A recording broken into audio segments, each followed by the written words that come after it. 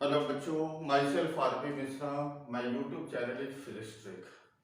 आज का मेरा टॉपिक बहुत इंपॉर्टेंट टॉपिक है मैकेनिक्स की, जो एंट्रेंस के पॉइंट ऑफ व्यू से भी बहुत इंपॉर्टेंट है। यहाँ से क्वेश्चन आता है हर बार, चाहे वो नीट का एग्जाम हो या जेई का एग्जाम हो। This is the centre of mass. Centre of mass vary very important. और जितने मैं कंसेप्ट बताऊंगा वो ध्यान से आप समझिएगा, आपका चैप्टर क्लियर हो जाएगा। तो हम लोग स्टार्ट करेंगे। सेंटर ऑफ मास क्या होता है? सेंटर ऑफ मास, किसी भी मास का सेंटर, किसी भी बॉडी का सेंटर को हम सेंटर ऑफ मास बोलते हैं। तो centre of mass is a point eight which the total mass of the system is said to be concentrated। जिस पॉइंट से होल सिस्टम के मास कंसंट्रेट हो, जिस पॉइंट पर होल सिस्टम के मास कंसंट्रेट होगा, that point this is called centre of मास। अब हम एक एग्जांपल लाइक ए पेन है, अगर ये यूनिफॉर्म है, सेंटर ऑफ मास की पोजीशन का मतलब ये होता है कि उस पॉइंट पर होल सिस्टम बैलेंस्ड हो। अगर मैं यहां से कैरी करूं तो बैलेंस्ड, बट यहां से कैरी करें तो दिस इज अनबैलेंस्ड। इसका मतलब अगर ये यूनिफॉर्म होगा तो इसके सेंटर ऑफ मास इसके सेंटर पर लाई करेगा।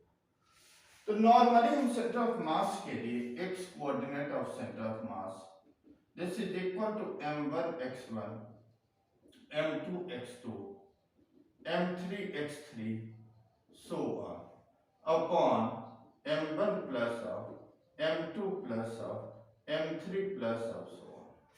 Similarly, y coordinate of center of mass, the m1 y1, m2 y2, m3 y3 so on upon m1 plus of m2 plus of m3। Means ये हम फॉर्मूला तभी यूज करते हैं जब मास हमारा डिस्क्रीट फॉर्म में हो, यूनिफॉर्म डिस्ट्रीब्यूशन ऑफ मास नहीं, तभी हम ये फॉर्मूला लेते हैं। लाइक तुमने पढ़ा होगा, जैसे ट्रायंगल है, इसके तीनों वर्टिसेस पर मास हमें गिवन, लाइक दिस वर्टिसेस पर मास m1, दिस वर्टिसेस पर मास m2, दिस वर्टिसेस पर मास m3। अगर इसकी साइड l है तो हमें कोऑर्डिनेट ऑफ सेंटर ऑफ मास बताना है। अगर हम तीनों मास को अगर हम इक्वल लेते हैं, m3 is equal to m, तो जब भी आपको सेंटर ऑफ मास के क्वेश्चन सॉल्व करना है तो सबसे पहले आपको ओरिजिन डिसाइड करनी होगी। लाइक हमने यहां ओरिजिन ले लिया, y एक्सिस, x एक्सिस, यहां के कोऑर्डिनेट अगर हम लेंगे तो 0 0, तो यहां के हम कोऑर्डिनेट क्या लें, एल एन 0, केवल x कोऑर्डिनेट होगा, y 0। अगर हमें यहाँ के कोऑर्डिनेट चाहिए तो x कोऑर्डिनेट तो l/2, this side is l, तो दिस साइड हम कैलकुलेट करेंगे तो this value this is equal to, like इसको हम a b c और इसे हम d लेते हैं, तो अगर हम AD कैलकुलेट करेंगे तो पाइथागोरस थ्योरम से तो ये √3l/2 होगा। तो यहां के कोऑर्डिनेट हम लिखेंगे x coordinate is l/2 and y coordinate is √3l/2। तो x coordinate of centre of mass अगर हम कैलकुलेट करें, x कोऑर्डिनेट तो m1 x1, m2 x2, m3 x3 upon m1 plus m2 plus of m3। अगर m1 is m, x1 is 0, m2 is m, x2 is l, m3 is m, x3 is l/2 upon 3m। This is equal to ml/2 by 3m, 2 plus 1 3ml by 2 into 3m, 3m to 3m, this is equal to l/2। Means x coordinate तो हमेशा l/2 रहेगा क्योंकि symmetrical है। लेकिन अगर हम y coordinate of centre of mass calculate करें तो m1 is m, y1 is 0, m2 is m, y2 is 0, m3 is m, y3 is √3l/2 upon 3m. This is equal to √3l/2 into 3m. m से m cancel. This is equal to l/2 √3. तो means हमारा ये concern है कि जब भी आपको centre of mass calculate करना है तो एक ओरिजिन आपको डिसाइड करनी होगी. Normally centre of mass always lie towards the heavier mass of the body. जहां बॉडी का मास ज्यादा होगा सेंटर ऑफ मास वहीं लाई करेगी. Centre of mass always lie towards the heavier mass. Centre of mass note में लिखना है point. Centre of mass always lie towards the heavier mass. Like हमने एज्यूम कर लिया यहां एक मास है m2 और एक मास है m1 और इन दोनों के बीच का डिस्टेंस है d. तो centre of mass heavier mass if m2 is greater than m1 centre of mass always lie towards the heavier mass.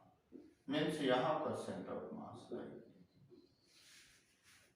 Second, ये तो हम फॉर्मूला तभी यूज कर रहे थे कि जब हमारा मास डिस्क्रीट फॉर्म में हो. If the mass is uniformly distributed then x coordinate of center of mass 1 upon m dm into x, y coordinate of center of mass 1 upon m dm into y, z coordinate of center of mass 1 upon m dm into z. ये हमें तभी use करना है जब मास uniform distribution है. जैसे एक rod है, एग्जाम्पल हम देते हैं कि एक रॉड हमने लिया, उसके सेंटर ऑफ मास कैलकुलेट करना है. दूसरी चीज एक पॉइंट और भी मैं इंपॉर्टेंट बता रहा हूं. इफ देयर इज, नोट में लिखोगे, if there is no external force acting on the system, the center of mass remains at its position. Means अपने पोजीशन से वो मूव नहीं करेगा, सेंटर ऑफ मास के लोकेशन में चेंज नहीं आएगी अगर कोई एक्सटर्नल फोर्स एक्ट नहीं कर रही. अब मैं ये बताऊं कि जैसे यूनिफॉर्म मास डिस्ट्रीब्यूशन है, जैसे रॉड का ही हमने केस ले लिया. एक रॉड है जिसमें मास यूनिफॉर्मली डिस्ट्रीब्यूटेड है. इसके टोटल मास m है. यहां हमने ऑरिजिन ले लिया. टोटल मास m, इसकी लेंथ l है. हमें सेंटर ऑफ मास कैलकुलेट करना है. हमने अभी बताया था जब भी आपको सेंटर ऑफ मास कैलकुलेट करना हो तो हमेशा एक ऑरिजिन डिसाइड करेंगे. तो यहां हमने ऑरिजिन ले लिया. हमने एज्यूम कर लिया कि ऑरिजिन से x डिस्टेंस पर स्मॉल एलिमेंट लेंगे जिसका थिकनेस है dx और इसकी मास है dm. तो यूनिटरी मेथड अगर हम यूज करें तो l लेंथ के लिए मास है बेग, यूनिट लेंथ में m/l. तो dx लेंथ के लिए m/l into dx and this is equal to dm. तो हमें x coordinate of centre of मास, क्योंकि y कोऑर्डिनेट तो हमें है नहीं, थिन रॉड है, तो x coordinate of centre of mass is 1/m dm x, और इसे इंटीग्रेट करेंगे from 0 to L। This is equal to 1/m dm, dx length के मास है dm, this is equal to m/l into dx into x from 0 to L। m to m cancel, this is equal to 1/L x into dx integrate from 0 to L, 1/L x square by 2 integrate from 0 to L, this is equal to L/2।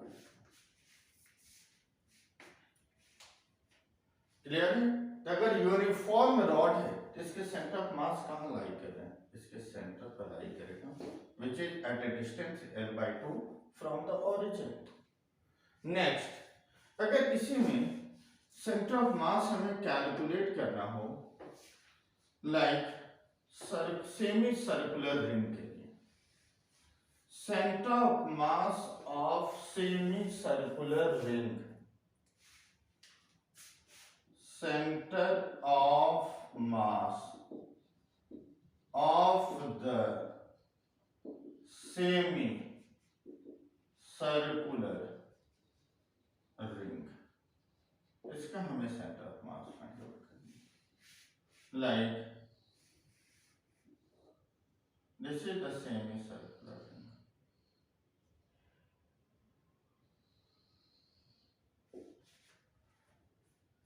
ये radius है r, ये origin है, theta angle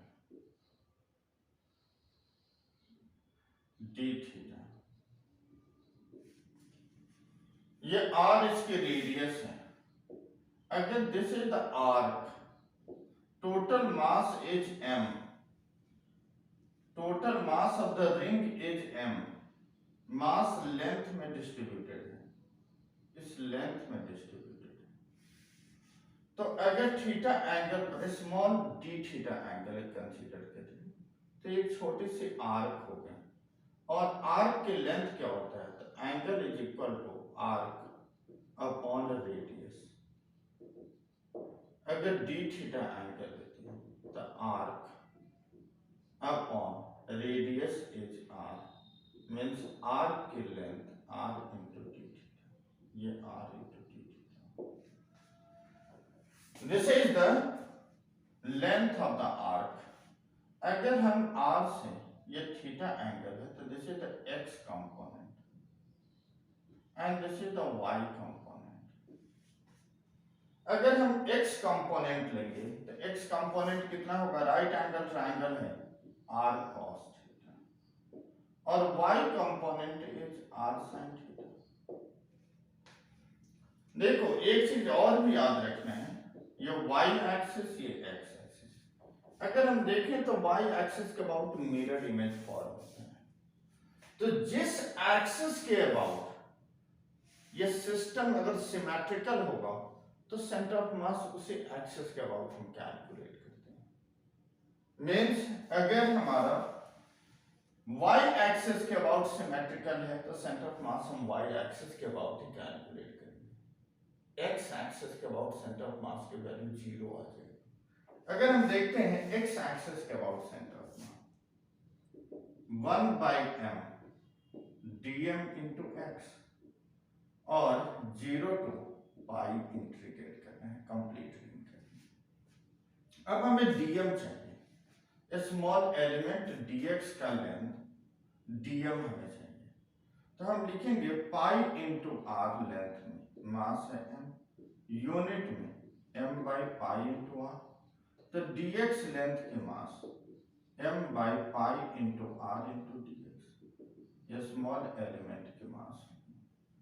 अब यहां हम value अगर put कर लें तो xcm, this is equal to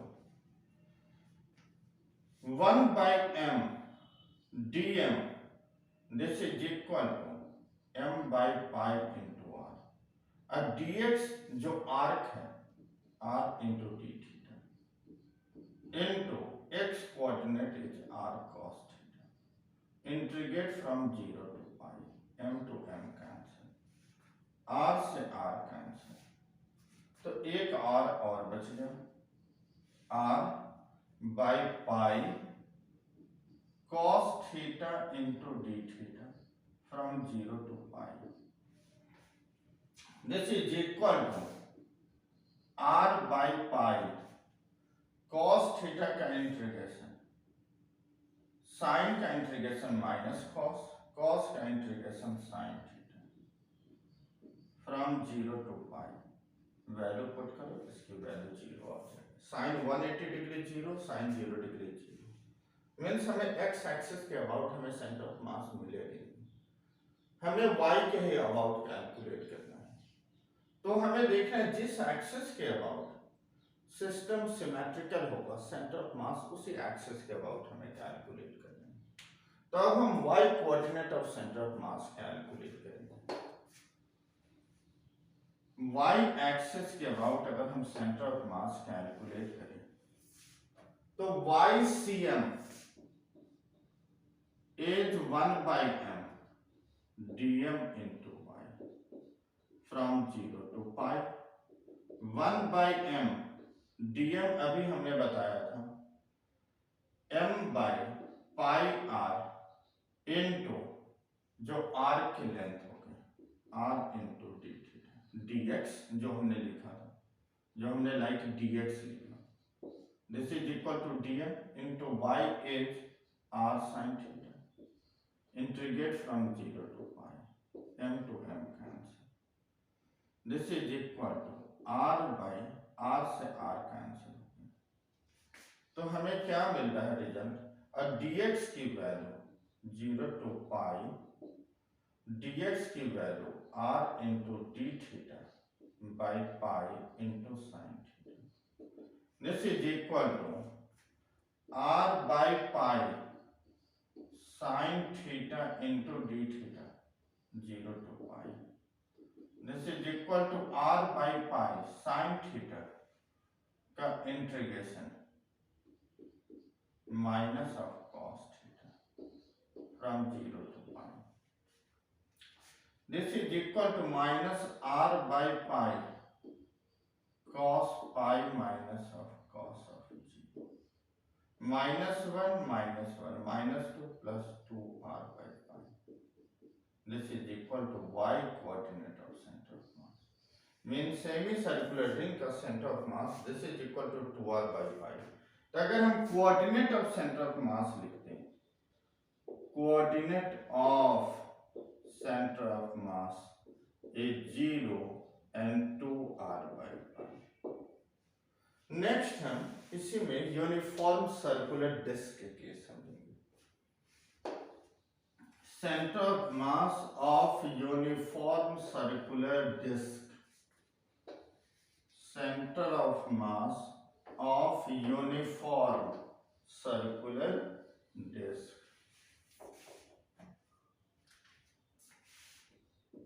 centre of mass of uniform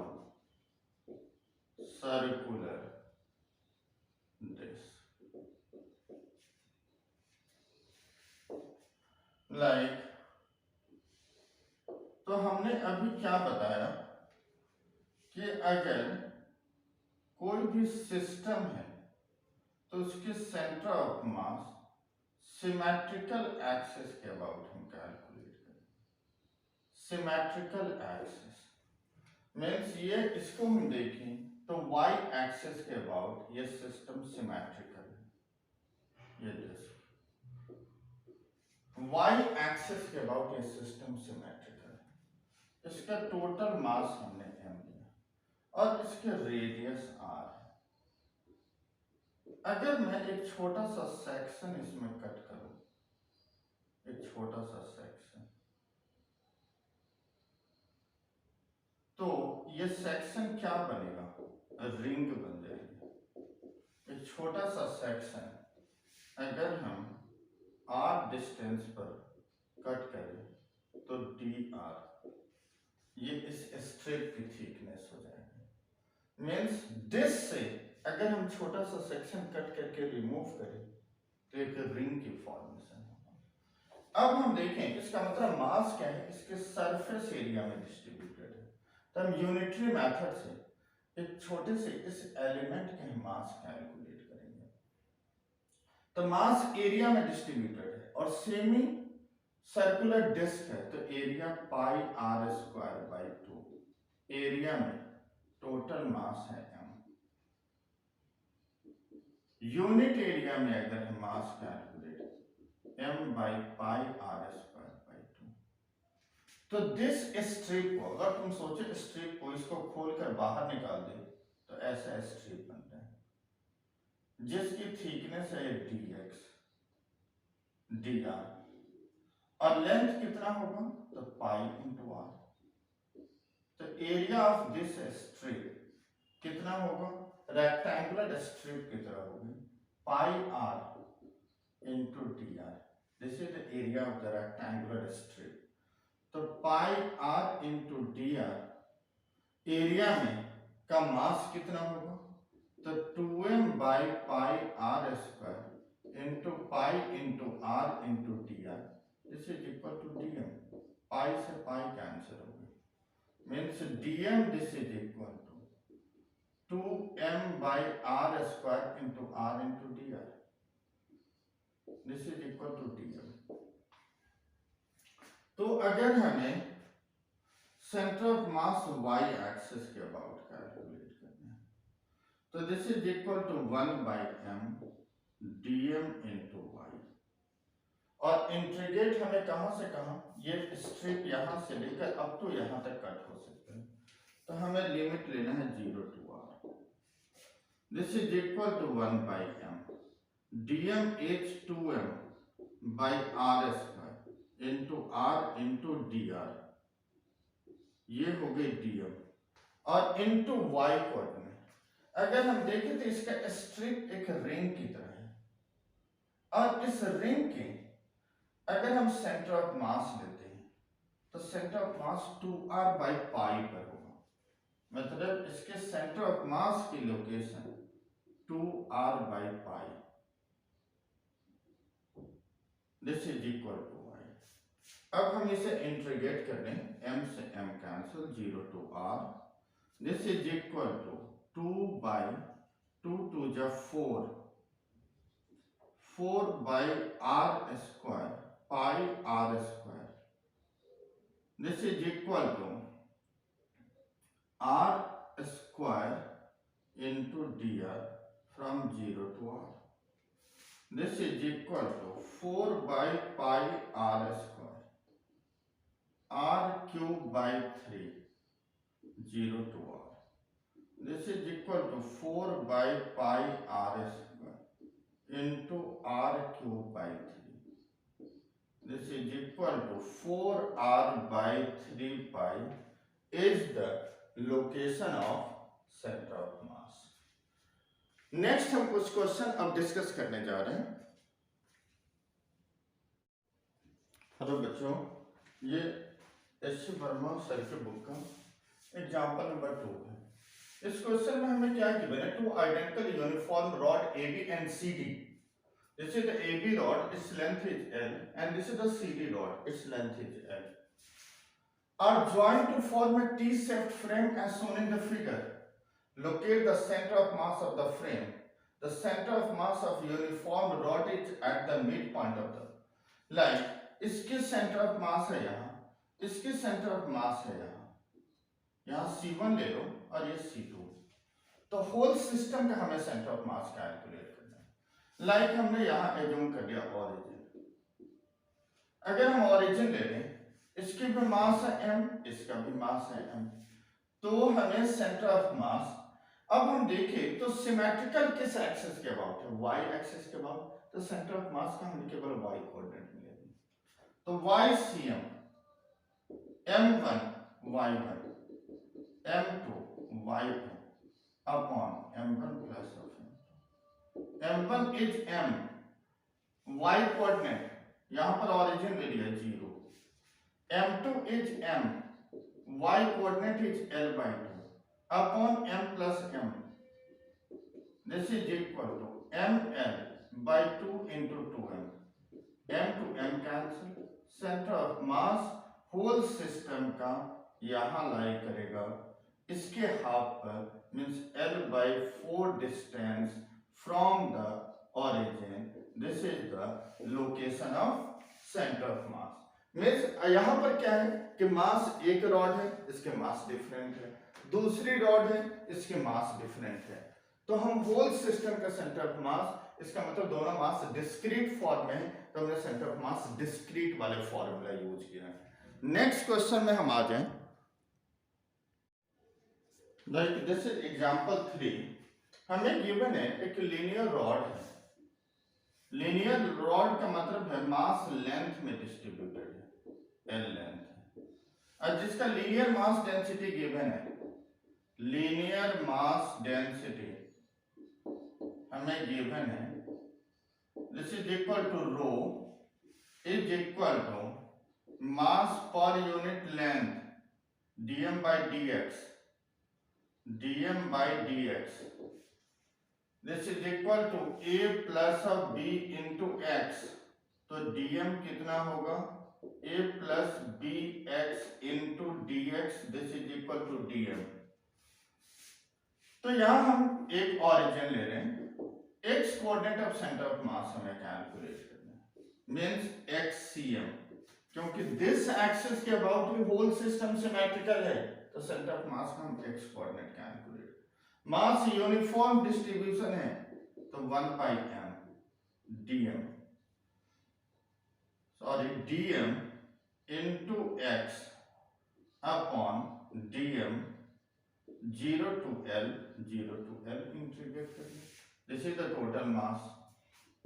अब हम dm की वैल्यू पुट करें तो a plus bx into dx integrate dm into x, dm is this value into x 0 to L, a plus of bx into dx from 0 to L, this is equal to, अगर हम इसे expand करते हैं, a into x into dx 0 to L, b x square into dx 0 to L upon a into dx from 0 to L, b x square into dx x into dx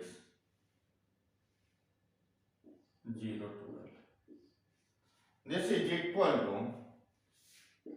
a is constant, x into dx is x square by 2 from 0 to L, b x square है x cube by 3 from 0 to L upon a dx का integration x from 0 to L plus b into x square by 2 from 0 to L, this is equal to xcm is equal to, यहाँ x की value l put कर लो, a by 2 l square, b l cube by 3 upon a into l plus b into l square by 2, this is equal to l square, अगर हम ऊपर से common ले लें तो ये आ जाएगा, l स्क्वायर कॉमन ले लिया तो a by 2 bl by 3 by l a plus bl by 2, l से एक l कैंसिल, l एलसीएम ले लें तो 2 3 जा 6, 2 3 जा 3a प्लस 3 2 जा 2bl upon 2a plus of bl by 2, this is equal to l into 3a plus of 2bl by 6 into 2 by 2a plus of b into l, 2 3 जा, तो ये result finally हमारा आएगा l 3a 2bl upon 2a plus of bl into 3. This is the location of center of mass. अब हम next question discuss करने जा रहे हैं।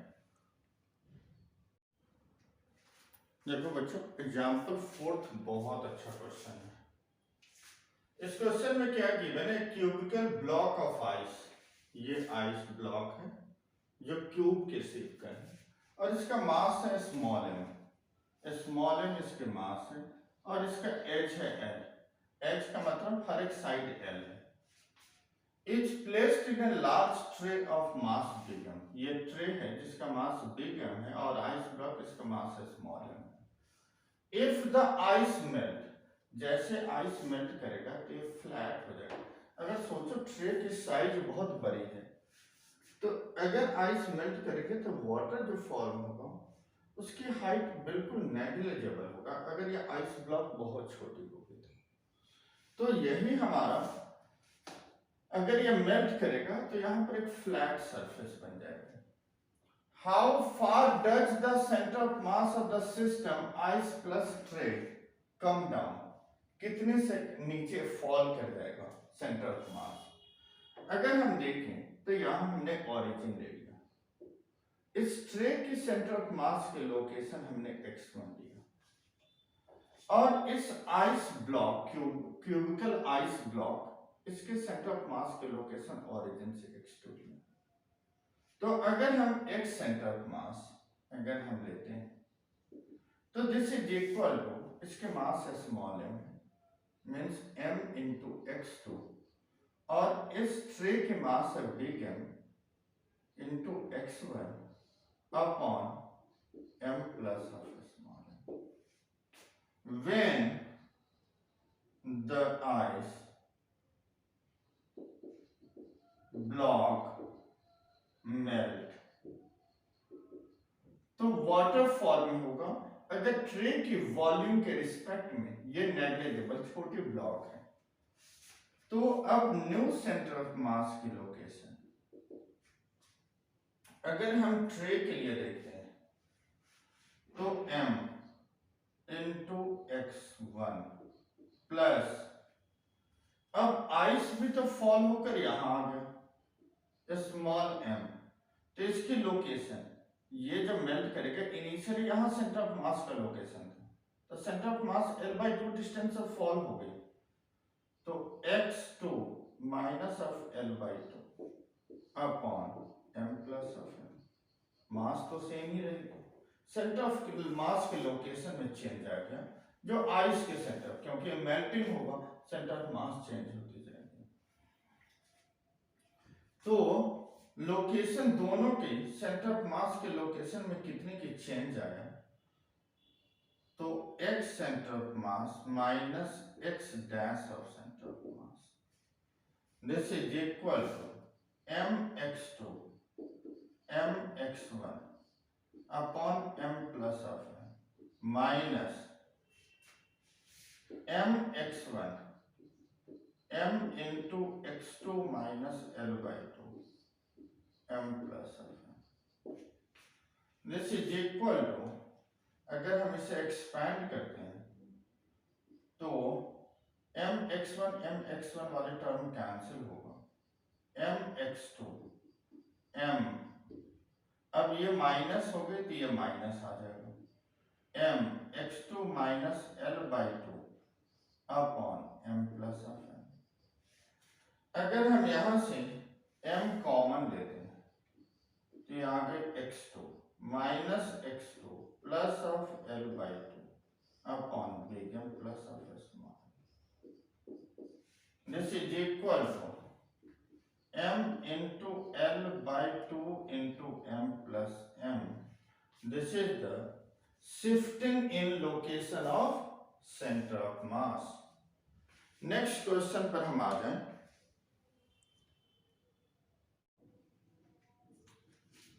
हेलो बच्चों, नेक्स्ट एग्जांपल फिफ्थ में हमें क्या क्वेश्चन में गिवन है, consider the two particle system with a particle having mass m1 and m2। Means two particle system है, एक के मास है m1 और दूसरे के मास है m2। हमने एज्यूम कर लिया this is the location of centre of मास, ये x1 डिस्टेंस पर है और ये x2 डिस्टेंस पर है। तो अगर हम सेंटर ऑफ मास के फॉर्मूला यूज करें, इस पॉइंट के अबाउट होल सिस्टम बैलेंस्ड, तो हम क्या लिखेंगे, xcm, सेंटर ऑफ मास को हमने ओरिजिन पर रखा, तो यहाँ के कोऑर्डिनेट होगा -x1 0, यहाँ के कोऑर्डिनेट होगा x2 n 0। तो xcm is m1 x1 plus of m2 x2 upon m1 plus of m2। Centre of mass को हमने ओरिजिन पर रखा -x1 m2 plus x2 upon m1 plus of m2, means m1 x1 m2 x2। Equation first. Second condition में this is the location of centre of mass. अगर ये m1 है और ये m2, अगर हमने इसे d डिस्प्लेस किया m1 को, तो अब कोऑर्डिनेट यहाँ क्या आ जाएगा, माइनस ऑफ, ये टोटल था x1, यहाँ से d माइनस हो गई x1 माइनस ऑफ d0। अगर तो ये कितने से डिस्प्लेस होगा, ये d डैश से डिस्प्लेस होगा, तो यहाँ के कोऑर्डिनेट होगा x2 minus d dash and 0, यहाँ के कोऑर्डिनेट। तो new but centre of mass remain same, m1 into minus of x1 minus of d, m2 into x2 minus d dash upon m1 plus of m2, 0 minus of m1 x1 minus of d, m2 x2 minus of d dash, means m1 x1 into d minus of d, m2 x2 minus d dash, this is equal to, ये हमारा आ गया। अगर हम इस equation, इन दोनों से, दोनों equation को अगर हम माइनस करें, तो पहले हम इसे एक्सपैंड कर लें, like m1 x1 m1 d m2 x2 m2 d dash, equation second।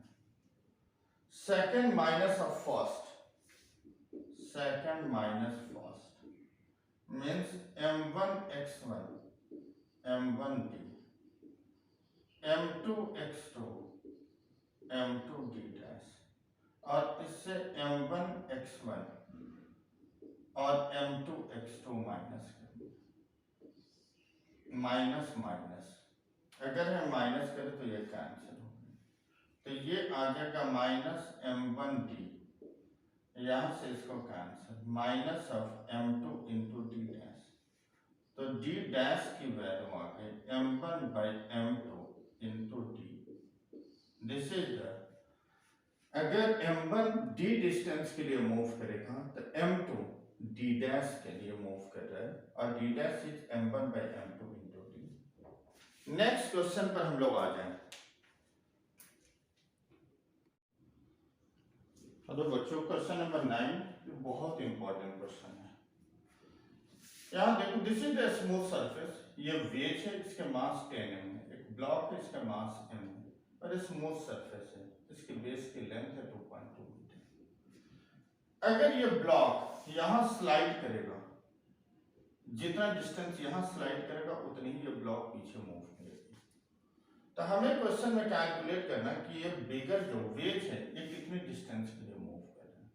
हमने एज्यूम कर लिया यहाँ ऑरिजिन, अगर ये ब्लॉक x डिस्प्लेस हो रहा है, मींस ये वेज x डिस्टेंस पीछे मूव करेगा, लाइक ये वेज यहाँ ऑरिजिन पर था, ये जैसे x आएगे पास, x डिस्प्लेस यहाँ होगा, अगर ये x ये यहाँ मूव कर गया, मतलब ये x यहाँ, तो ये इतने ही पीछे यहाँ मूव करेगा, बिगर तो अगर हम सेंटर ऑफ मास के लोकेशन देखें तो यहाँ इसकी लोकेशन x और 0, तो इसकी लोकेशन क्या होगा 2.2 माइनस ऑफ x एंड 0, ये लोकेशन इसकी होगी।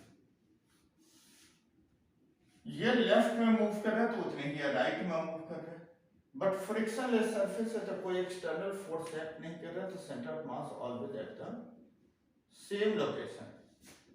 तो m ब्लॉक अगर 2.2 माइनस x है लोकेशन हो गई centre of mass, this mass के लोकेशन इस ओरिजिन से, तो दिस वेज की लोकेशन ओरिजिन से मास है 10m इंटू x, m से m cancel, like 2.2 minus of x 10x means 11x is 2.2 means x is 0.2 means veg कितना, तो x से डिस्प्लेस होगा। हेलो बच्चों, ये क्वेश्चन बहुत इंपॉर्टेंट क्वेश्चन मैं डिस्कस कर रहा था, ये नीट 2017 में आया वो क्वेश्चन है, अरे बहुत कॉमन टाइप के क्वेश्चन है। हमें क्या गिवन है, a man of mass m stand at one end of a plank of the length L which lie at rest on the frictionless surface। वैसे frictionless surface है मीन्स कोई external force act नहीं कर रही है, अगर कोई एक्सटर्नल फोर्स एक्ट नहीं करेगा तो सेंटर ऑफ मास के लोकेशन में कोई चेंज नहीं आएगा, मतलब centre of mass remains at rest. तो अगर हम डायग्राम से देखें तो like this is the ice block और इसके ऊपर एक प्लैंक है और एक पर्सन है जो एक एंड पर है, इसकी लेंथ है 2 मीटर, हमने यहां एज्यूम कर लिया ये ओरिजिन है। जो प्लैंक है उसकी मास है m/3 और जो मैन है इसका मास है m। अब हमें क्वेश्चन में क्या गिवन है, the man walk to the other end of the plank, if the mass of the plank is m/3 then the distance that man move relative to ground. Initially ये man this location पर था, origin यहाँ है, अगर जैसे man इस Planck के ऊपर मूव करेगा तो ये प्लैंक बैकवर्ड मूव करेगा, तो इसका हम सेकंड डायग्राम अगर हम ड्रॉ करें तो लाइक अब हमारा प्लैंक यहां से यहां डिस्प्लेस हो जाएगा, यहां आ गए, बट हमारा ओरिजिन तो इसी लोकेशन पर था, मीन सेंटर ऑफ मास के लोकेशन को हमने ओरिजिन दिया, तो जैसे मैं अब दिस एंड से दिस एंड पर आ गया तो प्लैंक ओरिजिन से यहां r डिस्प्लेस हो गया, अब टोटल लेंथ 2m है तो ये 2m minus of r, plank r से डिस्प्लेस हुआ, तो सेंटर ऑफ मास तो ओरिजिन पर, अगर हम इसके कोऑर्डिनेट देखेंगे तो -r/0 और यहां मैन के लिए कोऑर्डिनेट अगर देखें तो 2 माइनस ऑफ r/0, तो 0 centre of mass always at the origin m minus r, तो प्लैंक m माइनस r, तो m/3 2 minus of r upon m plus of m/3 means mr m/3 2 minus r, like means 3r is equal to 2 minus r, the r is 2/3 metre, 2/3 metre में क्यों लें, l length था total, means 2 metre scale. अगर ये R L है, ये L है, तो L minus of R, L minus of R, L minus of R, तो ये हमारा 3r और प्लस r मीन्स अगर हम इसे कैलकुलेट करें तो 3r is equal to L minus R, means 4r is L, r की वैल्यू एल बाई 4। तो ये r कौन मूव कर रहा है? प्लैंक। तो मैन कितना मूव कर रहा है? Movement of man relative to ground, this is equal to L minus L by 4, 3L by 4। तो बहुत सारी वैरायटी का मैंने क्वेश्चन डिस्कस कर लिया। अब आपका चैप्टर समझ में आ गया होगा।